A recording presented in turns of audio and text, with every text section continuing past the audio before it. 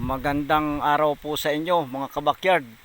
Muli ay nandirito ang inyong kabakyard upang gumawa ng content sa kanyang taniman mga saging.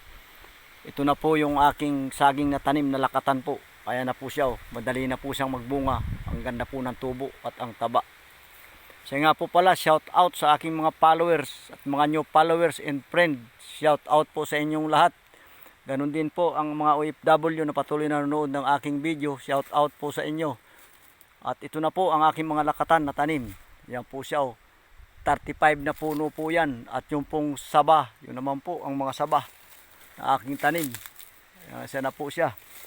Yung pong saba na yan ay kuha na po yan. 7 months na po yan mga sabang yan. Ito po. Siya na ang aking tanim. Ito naman po yung aking mga pinya na bagong tanim ngayon. Na-sprayan ko siya ng herbicide upang mamatay po itong kugon.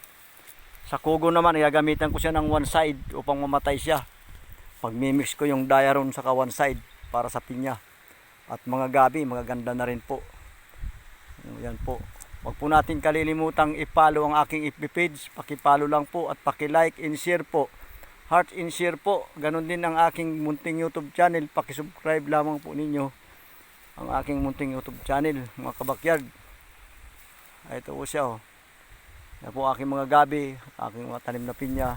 Nasisiyahan po ako sa aking mga pinagpaguran, mga tanim ko. Yan po kinalinisan ko. Tataniman ko po rin ng gulay yan. Gulay, tarisari. Yan ang mga tanim ko.